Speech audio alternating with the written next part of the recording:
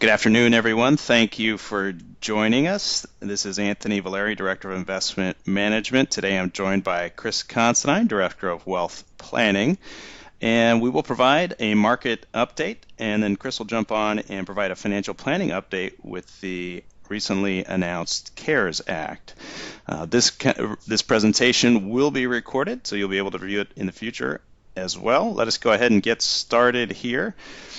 Policy response to the coronavirus, and this is both from Congress and the Fed, has been very robust, and this should provide ongoing support for both the economy and financial markets. In fact, both the Fed and Congress have been stronger in their policy response than in 2008. They've also been quicker than in 2008. And again, key underlying support is being provided. The stock market has been incredibly resilient to an onslaught of bad economic news. More is on the way. It's increased nearly 20% from the March 23 low as measured by the S&P 500. We'll get into details there. Much of the current rally being driven by optimism over controlling the virus as well as a slowdown in new case growth. But I think the key really to sustaining this move is have Western economies broadly reopen. And there really isn't a plan or a detailed plan as yet how to make that happen. In the meantime, we believe we are still in a bottoming process, and yes, even this bounce in the stock market is part of that.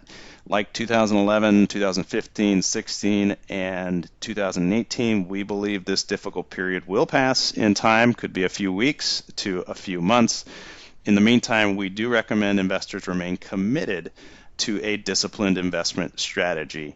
And then before I turn it over to Chris, I'll cover a few key points that I think all investors should keep in mind for the long term and hopefully provide some perspective on this environment, really frame the way you look at investing in financial markets. So let's get into the details, and I'll start first with the fiscal policy response.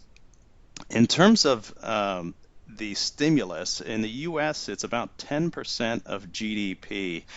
And here this chart shows how big stimulus announced from a variety of countries is relative to their economy. The UK in excess of 16%. Again, the US response has been very robust.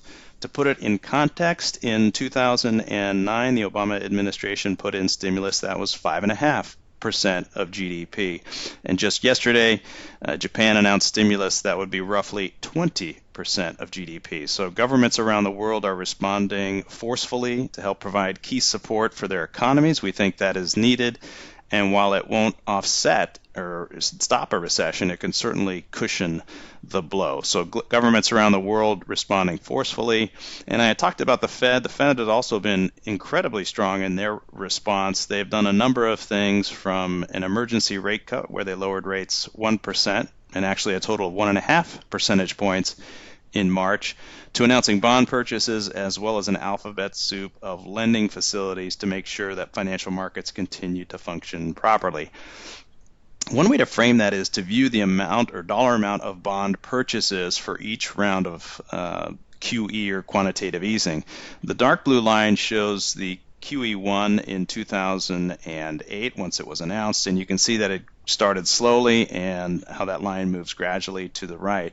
And you contrast that with this latest round of bond purchases, which is the orange line, QE4, and the dashed line. You can see the Fed has been very aggressive. They've essentially completed what was done in the aftermath of 2008 in a number of days. In fact, they are on track very closely, or very soon will have eclipsed $1 trillion in bond purchases in just a very short time, in just over 2 weeks. So in a very aggressive Fed, perhaps more so than Washington, the Fed has really done more than 2008. So very strong and needed response from the Fed. So policymakers have certainly done their job.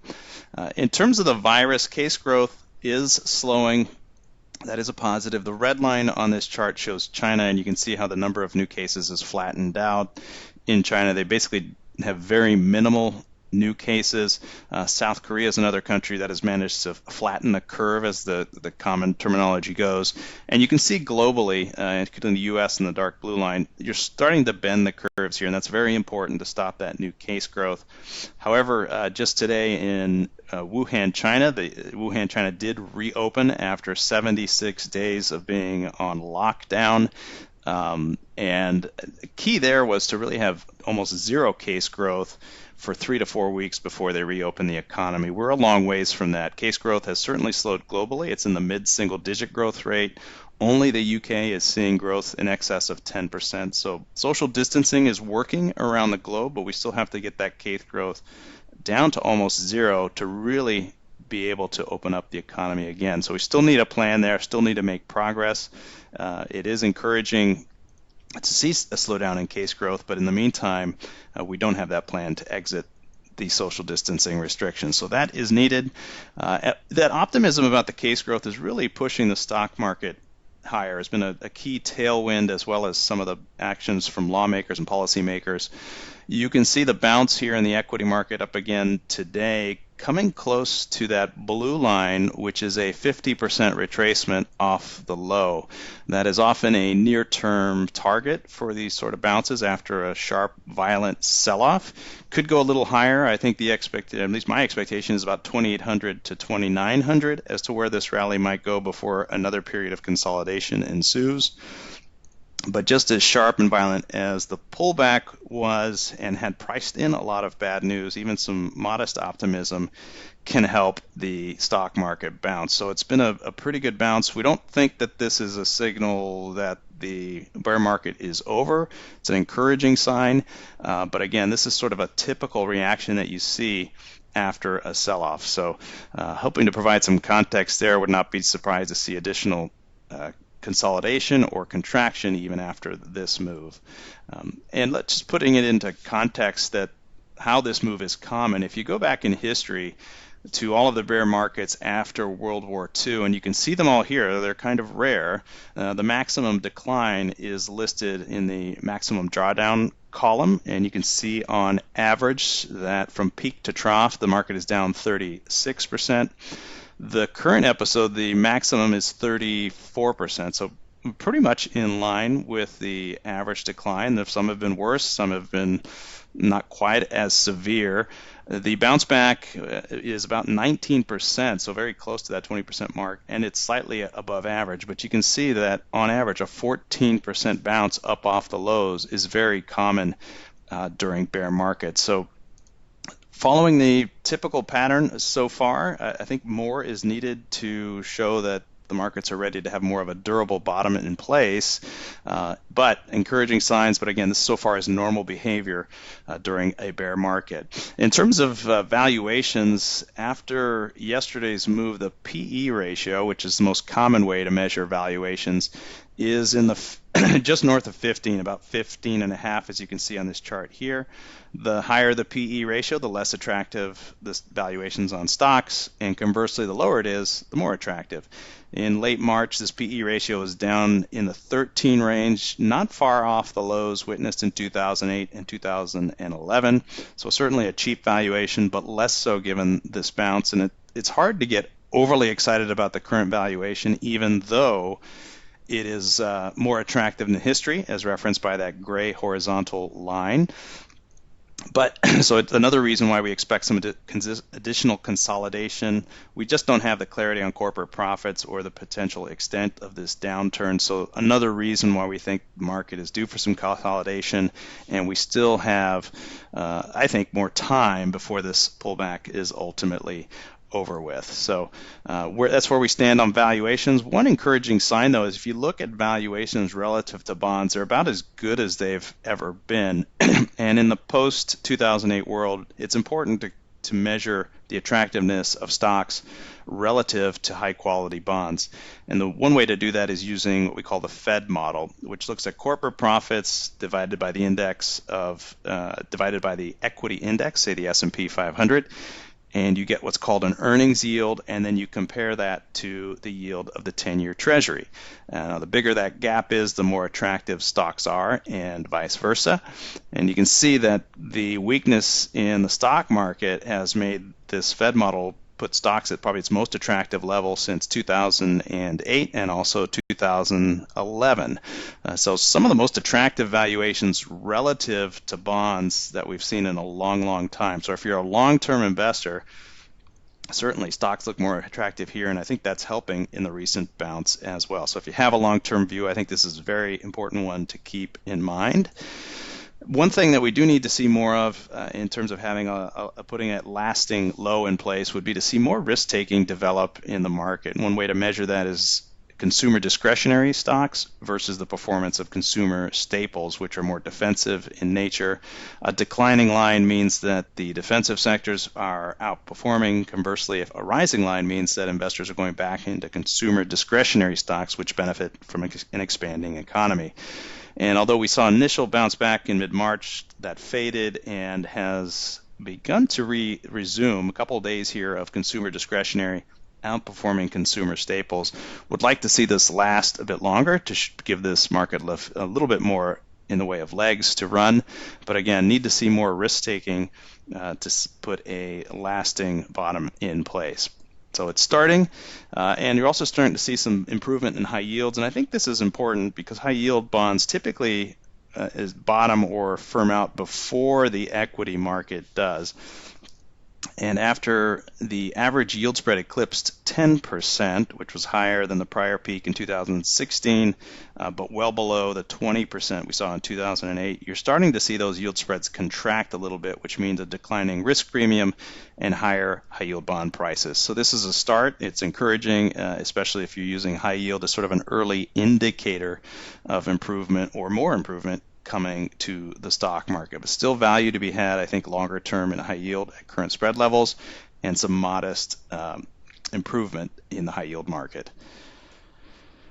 I would like to spend a little bit of time putting the performance of the first quarter in perspective. The decline in the Dow Jones in the first quarter was 23%. That's the worst in the post-World War II era. You have to go back to the Depression era years and also 2003 to get similar comparable performance, and that's measured by the orange line here, and you'll see the decline in those quarters.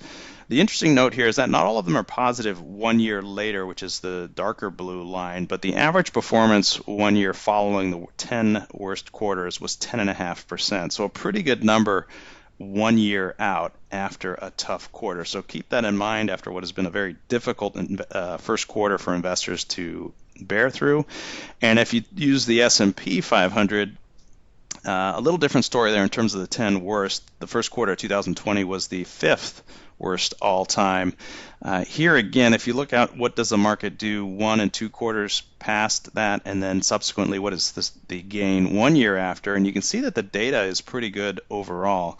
In fact, 2 quarters out, the average return in the S&P 500 is just over 16%, and all of those instances are positive, including the post-2008 period where stocks gained 1.8%. And if you go out to 1 year, all but one are positive with an average gain of 27%. So pretty good gain for the 1 year period. And I think that bodes well for the future, and again, having a long-term view on the equity market. Now, one important point I'd like to convey is that stocks typically rebound before the end of a recession. And in dealing and talking to investors, often the question is, when do I get involved, and when do I go back out, get back in? These questions of timing are really kind of fruitless, and it's tough. It's important to know that stocks typically rebound before the end of a recession. These are all of the recessions in the post-World War II period. You'll see them all listed here. The average duration is 11 months.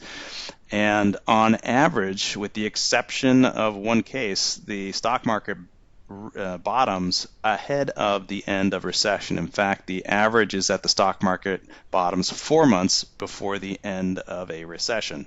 And it's important to note that by the time the recession ends, the stock market's usually well on its way to some fairly substantial gains. So on average, those gains have been 24.9%, so very substantial rally. So trying to wait till the end of the recession is really too late. And if the recession started, as we believe, in March of this year, if it is a shorter recession to getting the economy back online and it ends in September, 2 or 3 months in would put you at about a May or June timeframe in terms of bottoming. Could be later than that if the recession lasts longer. But again, this kind of corroborates what we expect to be a little bit longer of a recovery period or finding a bottom in the stock market. But do keep in mind that stocks do rebound before the end of a recession. I'm going to change tacks a little bit, talk about the election implications of the coronavirus. And since the coronavirus really took center stage in late February, it's had an impact on who's going to be in the White House. And this chart is from Predictit, which measures the probability of whether a Democratic or Republican candidate will be in the White House after the election. You can see the Republican Party had a substantial lead in late February that reversed to where Democrats were expected to take the White House. And in the last 2 weeks here, it's seesawed a bit. Right now, it's a bit of a dead heat as to who will be in the White House. But important to note that no incumbent president has been able to win the election after a recession. So no president has survived a recession. So it's an interesting one to watch as we head towards that the election in the fall, where policy could become a renewed risk to the equity market in the fall. And interesting, it's also having an impact for the Democratic presidential nominee. Biden looks assured or very likely to get the candidacy here. However, his probability has come down off the peak, which was once nearly a 90% probability, is now just below 80. And Governor Cuomo has come in as sort of a dark horse. And although he is ineligible currently, it raises an interesting question. Has this probability declined over health concerns for Biden? Still highly likely that Biden wins the nomination, but it is something to watch going into the convention this summer. So some interesting developments on the political front. Now let me turn to a few charts here on just how to view the current pullback from a longer term perspective. First, I do mention PE ratios, but history shows that a PE ratio isn't a very good predictor of stock market performance over the coming year. And the chart on the left shows that. On the horizontal axis, you'll see the PE ratio. And as you move to the right, the higher the PE ratio, the more expensive stocks are, and vice versa. The closer you go to the left, the cheaper stocks are. And you can see those gray dots are fairly scattered. There is no particular pattern over what the PE ratio is and then the subsequent 1 year return. If you move to the chart on the right, however, those dots over a 5-year period do consolidate pretty close to that orange line. What that orange line tells you is that the cheaper or lower the PE ratio is, the higher projected 5-year annualized return. And vice versa, the more expensive stocks are, the higher the PE ratio, the lower your 5-year returns are expected to be.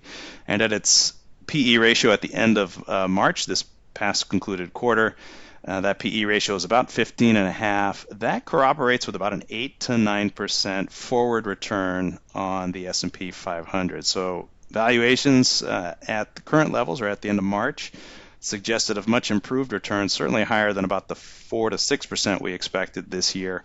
So the forward prospects for investors have certainly improved. And then another way to think about the current environment, and if it just a real simplistic calculation, what is the implied return if the stock market gets back to its all-time high in February? And if it took 2 years, the implied rate of return would be 14.5%. If it takes 3 years, it would be 9.4%. And then as you go out 4 and 5 years, you can see how the return declines. If it took 5 years, showing a 5.6% total return there. Should note that after the end of 2008, it took 4.5 years to get back to the highs for the equity market. Don't expect that to be the case this time, just due to the fact that the virus impact will likely fade probably in a year when we have a vaccine for good, but so a different type of impact than the systemic risk of 2008. So expect it to be a shorter recovery or a quicker recovery period. So probably won't take 5 years, but again, 2, 3, and even 4-year returns look pretty good from this perspective, especially when you consider the low returns that we expect from bonds. Speaking of which, bond expected performance after the dramatic decline in Treasury yields is going to be much, much lower in the future. One way to forecast future performance in the bond market is to look at the yield of the 10-year Treasury. And then the orange line here represents the total return of the Bloomberg Barclays Aggregate Bond Index, which is the widest measure of high-quality U.S. bonds. It tracks pretty closely that 10-year Treasury yield. And again, these are 10-year annualized returns. So on a given year, returns will be higher or lower or deviate from the yield. But it does show the tight relationship between the yield and future return. And if we take the current 10-year Treasury yield, which is 0.7%, it's basically forecasting around 1% or slightly lower total returns for the bond market over the next 10 years. So average return of just around 1%, which is really unattractive relative to stocks, and I think most investors wouldn't be pleased with that type of return. And again, some years will be better, some will be lower, but that's what we are tracking too. And then just two more charts here, one on staying invested and the impact of missing the best days. This table shows that if you started with $10,000 20 years ago and you stayed invested the entire time, you made triple your money, and that included some difficult periods at the start of the 2000s, 2008, and of course various bouts of volatility in between. But if you missed even the 5 best days, the 10 days, you can see how that performance drops dramatically. And it's partly missing those best days, but it's also missing the compounding benefit of being in the market as well. So really important to stay invested. And if you miss more days you miss, you actually go in the negative territory. So important to realize that, yes, you do need to stay invested. It's just impossible to time the market. And one note on timing, just to show how resilient stocks are, let's assume you bought at the peak of a market, which would be very unlucky and I think very rare, but just still to walk through this example. This table shows all the instances of buying at a peak, how long it would have taken to recover, the max drawdown or decline during that period, and then what would be your returns 5 years and 10 years after having bought at the peak of the market. And if you look at the averages at the bottom there, the average return 5 years out was 4.1%. The median was a little higher. And then on 10 years, the average was 8%. So, for example, if you had bought at the peak of the market in October of 2007, ahead of the financial crisis, and as bad as that was, investors still made 7.6% annualized over a 10-year horizon. So really not that bad at all considering how severe that was. And there's only 2 negative returns over a 10-year horizon on this entire table. One was the Great Depression in 2029, and then 2000, which was post the dot-com bust. We did have September 11 after that. We also had the accounting scandals, and then of course the end period of that would have been 2010, which would have been still in the midst of or just coming out of the 2008 financial crisis. So in general, important to keep in mind that even if you have bad timing, stocks still work in the long run and are resilient. So key points to keep in mind as an investor. I will stop there. Chris, I will turn it over to you for the financial planning side of things. That's fantastic. Thank you, Anthony. That was some really good data, and hopefully everybody was able to understand exactly many of the, I think, subtle points that Anthony was presenting there. You know, I always try and explain to clients that, you know, the economy is not some big machine that gets expressed in statistics, because the economy at its most fundamental level is just you and me and everyone you know, and Anthony and everyone he knows, and all just going about the business of earning and saving and spending and investing. And those individual decisions aggregate up to this thing that we call the economy. And that's why economies are resilient, and that's why markets are resilient, because human beings are fundamentally resilient. It's just part of our human nature to be problem solvers, to be ingenious, and to overcome problems. And it's why the economy, with all the bumps along the way, tends toward growth over time. And markets are just a reflection of that real economy. Now, sure, there are times such as today where we have a big problem that's put right in front of us with the coronavirus and with social distancing. But I think we all have seen stories out there of people finding ways to still thrive.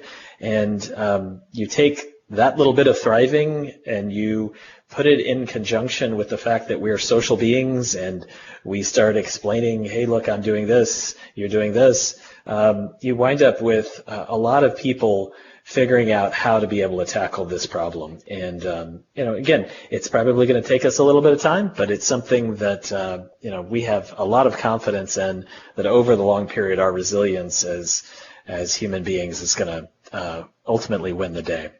So my job today is to be talking about the CARES Act, which is the $2 trillion piece of legislation that went through back on March 27th. The President signed the Coronavirus Aid, Relief, and Economic Security Act on March 27th. And there's a few individual tax provisions that we want to make everyone aware of. The first one is the individual recovery, rebate, and credit. This is the one that's probably gotten the most attention, so you're probably familiar with it. This is the refundable credit. It allows a credit equal to the sum of $1,200 or $2,400 for eligible individuals filing a joint return, plus $500 for each qualifying child of the taxpayer. Now, this is something that they've been sending out currently. I know some people actually received direct deposit on this last week. So the government is doing its best to try and push that money out as quickly as possible. The second big one is there's no 10% additional tax for coronavirus-related retirement plan distributions. So individuals can withdraw as much as $100,000 from their retirement accounts in 2020 without being subject to a 10% penalty. This is a rule that's kind of always been out there in terms of the 10% penalty. You've been allowed to take from an IRA or from a 401k under some hardship provisions if you were under the age of 59 and a half. Now what they've done is they said, look, we're going to waive this 10% penalty, and they've increased it from $50,000 up to $100,000. Now, you are expected to repay this money, and you've got 3 years to be able to do that. So if you do repay it, then not only is the 10% penalty not there, but you're not going to have to pay the back taxes that would be owed on it. Also, important to note that if you are unable to pay back the full amount into that account, then tax will be owed, but it's going to be spread out over 3 years, which should make it a little bit easier to stomach. So finally, the other big one that we want to talk about right here is in regards to RMDs. In general, a retirement plan or IRA owner is required to take what are called required minimum distributions annually once the owner reaches the age of 72. This provision provides that RMD requirements are generally not going to apply for all of calendar year 2020. Now, the last little piece is that there have been some significant changes to charitable donation rules, which I'm going to discuss here in just a second. So let's go on to our next slide, which is really just our general guidance. In these challenging times, there's certain general recommendations that we believe can benefit all of us, regardless of financial goal or station in life. The first is to take advantage of the extension from filing your taxes. This wasn't a part of the CARES Act, but was something the Treasury came up with, I guess, about 3 weeks ago. Now, the CARES Act, the CARES Act really demonstrates that the government is effective at modifying laws, but it's not very effective in getting actual dollars into Americans' hands. Hence the extension of the filing date. This enables all of us to hold on to tax dollars for a few more months. Now, that you were not slated to get a refund. If you are slated to get a refund, then by all means file that tax return and get the refund in process. But if you are not expecting to get it, then you'll be able to hold on to that money, which we might recommend using to cover an emergency fund, which is the second of our recommendation for clients. The 3 to 6 month emergency fund is for moments such as this, and while it can be easy in the hustle and bustle of daily life to overextend ourselves, we'd recommend looking at your cash on hand in light of your current expenses, and hopefully it will give you confidence in your ability to ride out this storm and not sell at market lows to meet everyday living expenses. Another recommendation we would make to all clients is that they locate, review, and communicate their estate plans. If you do not have some ancillary documents such as a durable power of attorney, a medical power of attorney, a living will, a directive to physicians, a HIPAA authorization, look to your state's websites, as many of these documents are statutory in nature and can simply be downloaded, signed, and witnessed. Also, we'd recommend you look at titling of bank accounts, insurance accounts, buy-sell agreements, and any non-probate assets you own. Changing title on a checking account might make sense to allow your spouse access to your main checking account if something should happen to you. And finally, now is the time to look at your investment accounts to see about rebalancing your portfolio. With market drops like this, certain asset classes could fall further or faster than others. And if you have an imbalance, now is the time to get back into balance. So we've put together this presentation really wrapped around goals. We want to talk the way we would talk to a normal client, which is we start with what is the goal that we're trying to achieve. And this deck takes the 12 most common goals that we hear from clients, and we provide strategies for attaining those goals given the financial, statutory, political, and epidemiological environment that we're in. Many clients borrowed money to finance their business and may have successfully borrowed money for themselves personally and now have a goal of looking to manage that debt. So for our business owners, there are a series of new programs available. The Small Business Association Paycheck Protection Program from the CARES Act is one of those. The Small Business Debt Relief Program is another, and also the Emergency Economic Injury Disaster Loan Program, which the last two came from the Families First Coronavirus Response Act, which is all of, 2.5 weeks old. Each of these pieces of legislation could provide small businesses the lifeline they need during this period of shelter in place. Also, just to point out that Zions Bancorp customers may request deferral on loan payments for up to 90 days, and I'm sure other banks may be offering something similar. For those with student loans, as of March 13th, you may request a suspension of payments for up to 60 days, which can be extended to 6 months if experiencing a change in income. The interest rate will be 0% for this interim period. And obviously it goes without saying, we'd recommend looking at all debt at this point to see about refinancing the terms of that debt to a likely more favorable interest rate, keeping in mind that it will extend the terms of the loan. And also in regards to the small business acts that we were discussing up above, really recommend that you reach out to your tax professional to see if that would fit for your particular business. So let's move on to our second goal, which is the goal of making a major purchase. If your goal is to have a major purchase in the future, we'd recommend examining the two sides of the purchase equation. The first side is the purchase price side. So we'd say, let's see if we can get a valuation of this asset. Assets are simply things owned by people who may be more inclined to sell today than they were a couple of months ago. This inclination to sell affects prices, and understanding that price could help determine your course of action. The second side of the equation involves examining your source of funds for that purchase. Perhaps you need to rebalance these assets. Perhaps you'll need to reevaluate the time frame for this purchase. The delta between the funds you have and the purchase price may have changed during this time frame. And if that change is favorable, look to take advantage of it. Perhaps even understanding the financing options given the low rates likely to come from this current environment. Also, saving for a major purchase is a goal that is really less time dependent and more price dependent. So doing some homework here in combination with a solid foundation of funding and optimism for the future could result in achieving this goal sooner rather than later.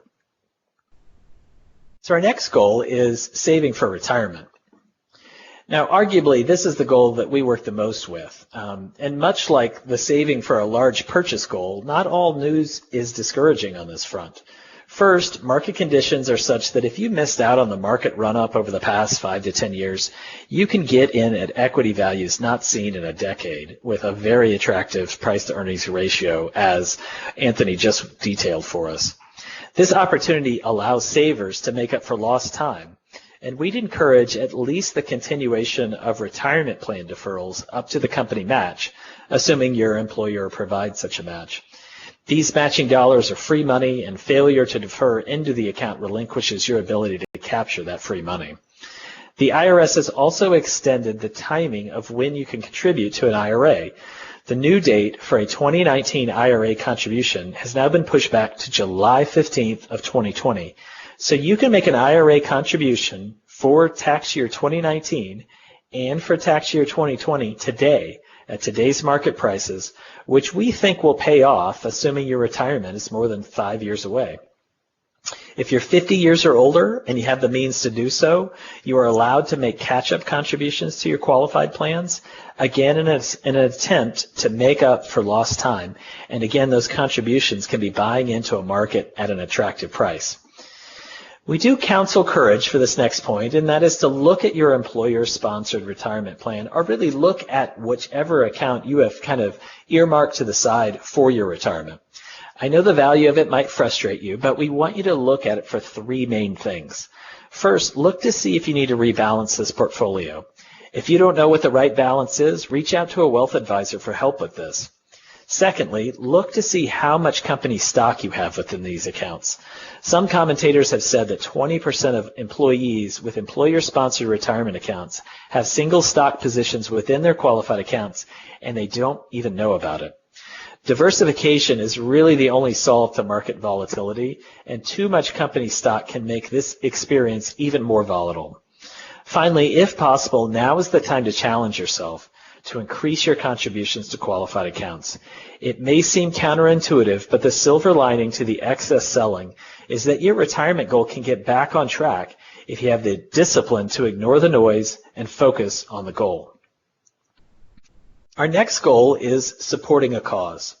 So many of our clients are charitably inclined, and in this time of great need by so many, the U.S. government is trying to better match up those who want to give with those who need assistance. The CARES Act has made several material changes to the charitable giving tax rules. First, for those who do not itemize, which is a significant number of taxpayers after the Tax Cut and Jobs Act, taxpayers can now receive up to $300 in an above-the-line deduction from AGI for charitable contributions. All one is going to need are receipts submitted with one's tax return. Keep in mind, this will be for your 2020 tax return, not for 2019, which you'll be filing in July. For those who do itemize, the old rules only permitted deductions up to 60% of AGI. The CARE Act changes that to 100% of your adjusted gross income. Corporations are also being encouraged to give generously by raising the amount they can deduct from 10% to 25%. Now, which assets you give is another strategic change which we'd recommend reevaluating given COVID-19. Just 6 months ago, we were recommending you give low basis stock to charities and eliminate the large embedded capital gains. That is still a good recommendation. Unfortunately, many of our clients have less low basis stock as asset prices have decreased to levels closer to their bases. Also, there's less bang for the contribution dollar that charities receive, so we'd recommend giving cash gifts. Also, given the SECURE Act passed earlier this year, you might want to consider naming a charity as a beneficiary of your qualified plan. This might fulfill a client's charitable intent and reduce the tax hit that might come later due to the loss of the stretch IRA rules. Our next goal is managing employer and governmental benefits. If a client had a goal of managing employer and governmental benefits, say 6 months ago when they walked into my office, it really meant they wanted to maximize Social Security. And perhaps they had a special needs child that they wanted to know how best to manage governmental benefits for that child after the parents passed away. Today, there are lots of governmental benefits due to COVID-19, and the discussion has drastically shifted. As an employer under the Families First Coronavirus Response Act, you could provide employees expanded family and medical leave benefits. The CARES Act followed the FFRA up and provides benefits for employer-provided educational assistance. And if you're an employee, you want to familiarize yourself with your employer's existing programs around short and long-term disability as well as COBRA. As mentioned previously, unemployment benefits have been expanded both in benefit amounts and in those who qualify for those benefits. The CARES Act adds $600 per week to the state-sponsored unemployment insurance benefits and offers an extension of an additional 13 weeks of coverage. Finally, there's significant governmental relief from the CARES Act for small businesses in the form of loans or grants to those employers in need of assistance with payroll, rent, insurance, etc. Applications for the Paycheck Protection Program began Friday, April 3rd, for most small businesses, and for independent contractors and self-employed individuals this Friday, April 10th. If you are in need of help with this program, Zions Bank Corporation and all of its affiliates are offering help on that. So please reach out to your relationship manager. We'd like to be able to help you be able to get some of these governmental benefits. The next goal is transition of business. Now, it might seem like a strange time to contemplate achieving this goal of transitioning a business, and you'd be right if the goal was to sell the business for top dollar to a third-party buyer. Valuations for all assets have taken a hit, and business valuations have no doubt followed suit. However, if the goal is to transition a business to the next generation of family members, or to say key employees, now may be the ideal time. The challenge preventing many business succession plans has not been the transition of the management responsibilities. Rather, it's the tax and family dynamic issues inherent with such a large transition of value. If the business has lost value, then gifting or selling the business to the next generation becomes more feasible because it's just quite simply more affordable. So this is a good time to look at an owner's ability also to exit the business and live off of other assets. If all of his or her net worth is tied up in the business, then we will recommend building up that non-business liquidity to meet those retirement goals. This is a good time also to look closely at who can step in on the management side of the business. What skills do they have? What skills do they still need? Having a strong management team in place is important to the continuation of the company. Finally, now is a very good time to familiarize yourself with your buy-sell agreement so that you are knowledgeable about who has what rights and what obligations and which events trigger the agreement. A note for the post-COVID world, unfunded buy-sell agreements should be identified and funded, and we're happy to have those conversations with you, as we exit this shelter-in-place world that we're in today. The next goal is planning for income in retirement. Now, if the goal is to plan for income in retirement versus simply planning for a retirement, we'd recommend our tried and true friend, the budget. I know, a budget is about as enjoyable an activity as cleaning out your sock drawer, but in these days of shelter in place, we have an opportunity to really examine what is necessary versus what is more of a want. This lets you determine exactly how much you need annually and then where that income will come from. Perhaps it's Social Security, perhaps it's income from a part-time job, or perhaps it's a pension. Given the low interest rate environment, income can be a challenge, and that's where working with an advisor and knowing exactly how much you need can be of help. The CARES Act also helps with the RMD waiver for 2020. Keeping the money in a tax-deferred account for an extra year can help it grow as the market values start to bounce back.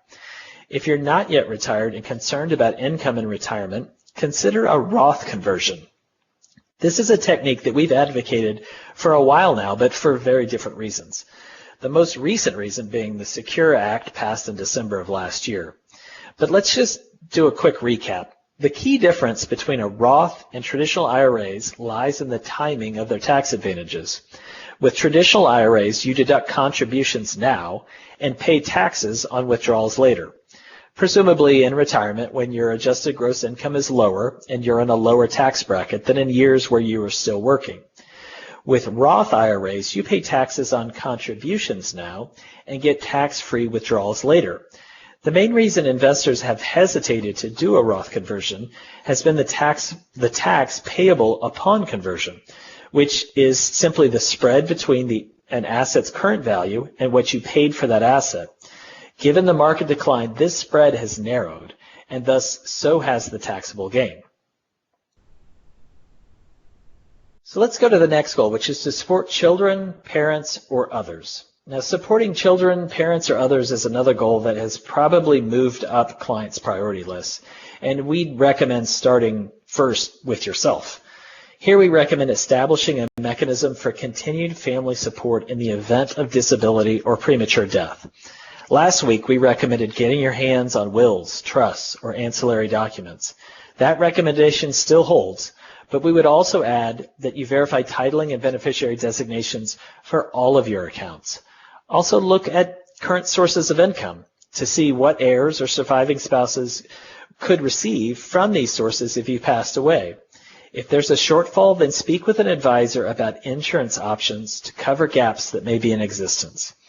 In terms of helping others, it's important to remember that you may give $15,000 to anyone in 2020 without having to file a gift tax return, nor having the payment use any of your lifetime exemption amount that you are allowed to give to others.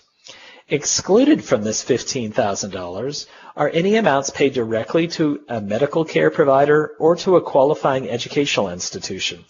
So if you have someone you'd like to help and can make payments to either their medical provider or their qualifying educational institution, you can still give them the $15,000 as well.